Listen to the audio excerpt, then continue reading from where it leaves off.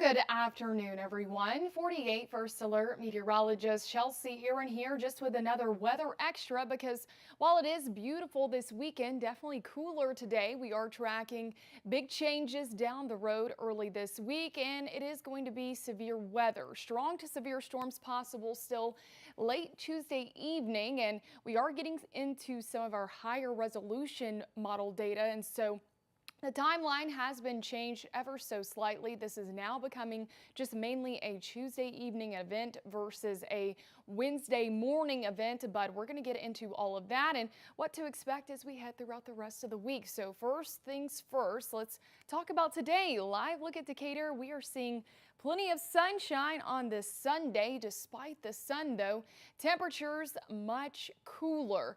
Less wind to deal with, though, so overall not a bad day to be outdoors, but you definitely need a jacket early this morning. Temperatures were near and below freezing. If the warmer weather we had last week perked you up to maybe buy some spring blossoms and buds and blooms, I hope you are protecting those plants. We will see another night near and below freezing, likely overnight and through daybreak on Monday, so continue to either bring them indoors or cover them appropriately. Temperatures cool across the region today, only sitting in the lower 50s across Huntsville. Areas just to our south, middle and upper 50s. This includes Tuscaloosa, also back into Montgomery, but this is really as far as temperatures will make it. Temperatures will cool quickly after sunset again with a drier air mass in place. We will see more clouds stream in throughout your evening, but it's going to be very high level clouds. These are thin clouds, so they're going to have little to no effect on temperatures overnight. We will still cool into the upper 20s, lower 30s through Monday morning. Compared to the same time yesterday, we're running nearly 5 to 10 degrees cooler. But after today, the roller coaster continues. Temperatures will steadily warm back up into your next work and school week. Winds light, and they will be back out of the south and east as we head into your next work and school week. Expect warm air advection to gradually warm us up on Monday. Cool start to the day. I still recommend having a jacket, maybe even a winter coat before you head out the door for your early morning commute, but dress in layers because we will warm back near normal into the upper 50s and lower 60s by the late afternoon. So throughout the rest of the evening, some high level clouds will be moving in. We'll be falling back into the 30s by 9-10 o'clock, and overnight lows, like I mentioned, right near freezing, upper 20s, lower 30s. No areas of fog to likely deal with for your early morning commute. Just make sure you have some layers before you head out the door. And Monday overall going to be a nice start to the week, but don't be fooled. We still are tracking a potent storm system coming our way late Tuesday evening, early Wednesday morning. And again, latest guidance continues to trend it earlier and earlier, which is a good thing because we definitely do not want to see overnight events, which I feel like the frequency of overnight events, especially here in the Tennessee Valley and across the southeast, continues to increase and more than likely will continue to increase in years in the future. But right now, we have bumped that timeline up. We are going to talk about the timeline and everything you need to know just right after this short break. Make sure you stick with us for more detail as we talk about not only the high wind impacts, but also the isolated tornado threat as well. We'll be back in just a short couple of minutes.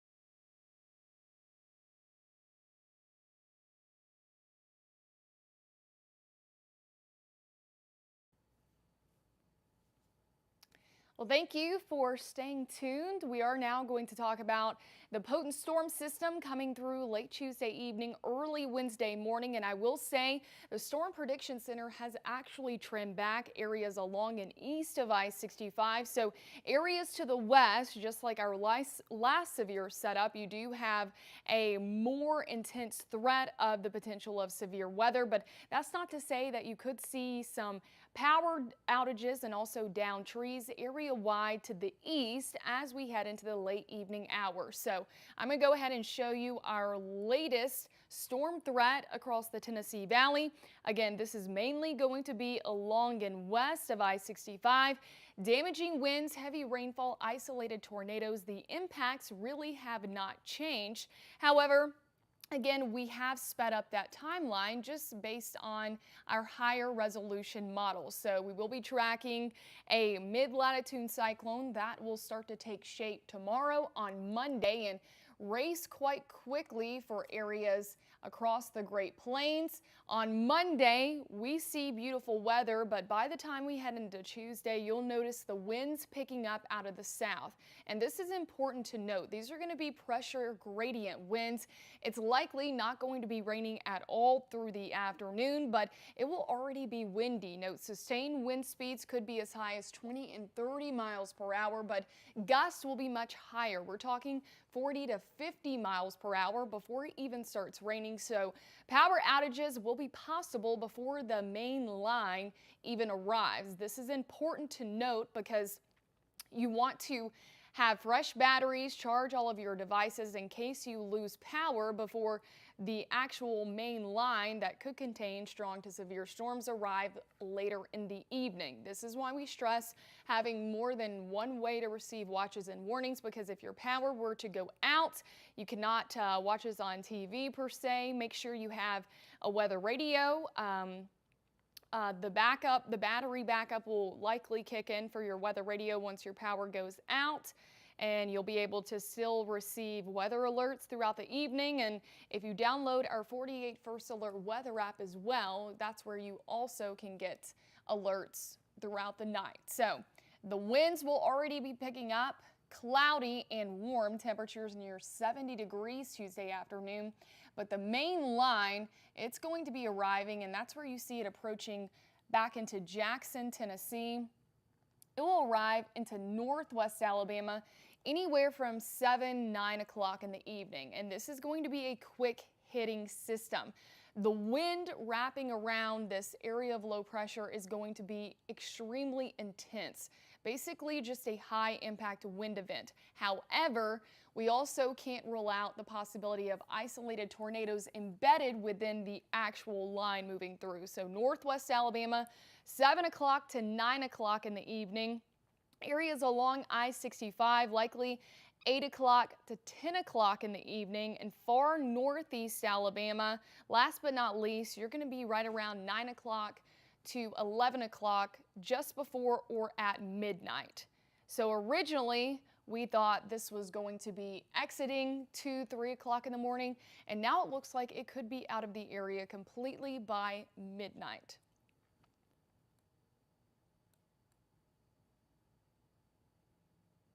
And again, damaging wind threat, the straight line wind threat, that is going to be the highest. And we could see that area wide. However, the best chance for a tornado, even though that risk is low, will likely be along and west of I-65. But we should see this line gradually weaken as it tracks to the east.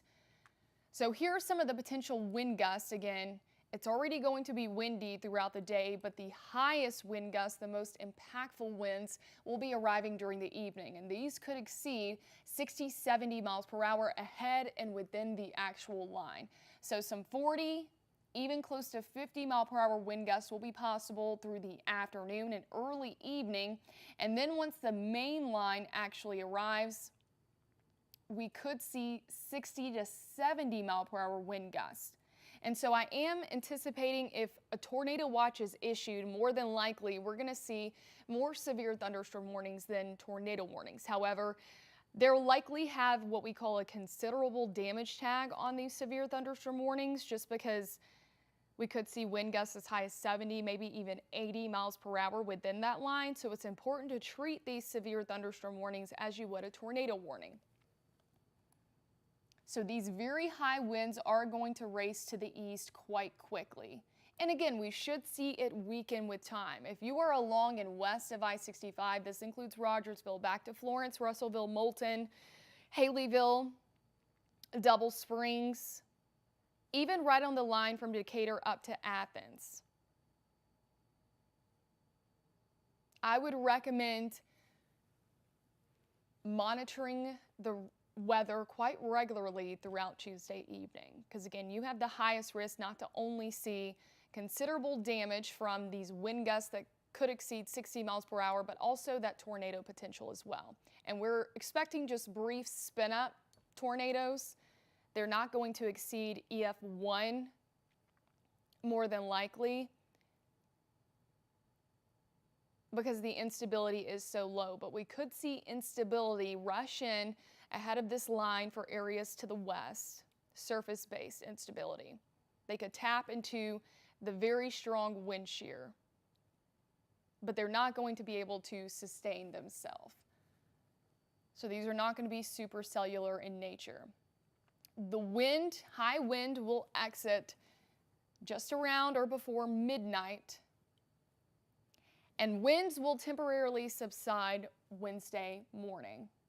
Still breezy though, gusts as high as 30, 35 miles per hour, but we're still watching that additional surge of wind on the back edge that could come through for the mid to late morning hours. Now it is looking less intense than it did yesterday. Yesterday it was still showing some 40 to 45 mile per hour wind gusts, but note winds could still be packing a punch up to 30 and 35 miles per hour. And note, if we do see these winds come in on the back edge, it could take a while for your electricity to be restored if you do lose power. Note, crews, once they get out there and they're trying to restore power, safety is their top priority, so just keep this in mind.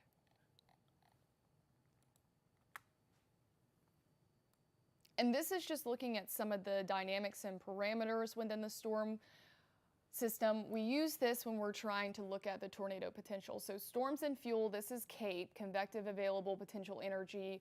We have very low instability, or CAPE, so to speak, to begin with. A lot of vertical wind shear though.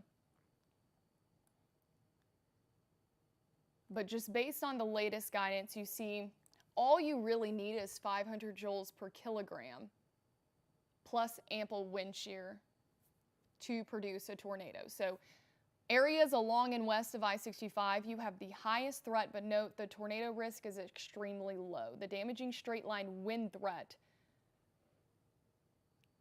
is going to be our primary threat, and please don't discount that. I know a lot of people think tornado is going to be the bigger impact, and granted, a tornado should not be discounted either, but straight line wind damage can be just as bad or equal to a weak low-end tornado, EF1, EF0. So instability could ramp up for areas along and west of I-65, ahead and within that initial line moving through. Again, northwest Alabama, 7 to 9 o'clock primarily, areas along I-65. This includes Athens back into the Huntsville metro area, 8 to 10 o'clock. Areas in far northeast Alabama, again, this line should gradually weaken. I do not think we're going to have to be watching for any Sand Mountain magic, but of course we are going to be here throughout the evening, no matter what. And then the threat will end area-wide just before or after midnight. And so here's the new updated timeline that I made, and note the timing is very difficult, the exact timing, so to speak, because we could see damaging wind gusts outside and well ahead of the main line actually coming through. So I wanted to still give some wiggle room and leeway, so to speak, within these time frames, but I did want to shorten it a bit, because even though this will be a long-lasting wind event, don't think for any second, I'm going to be seeing wind for 3 hours from 7 to 10 o'clock. it will last quite a while, but definitely not 3 hours. And this should be a good start and end time for your location, wherever you are located on the map.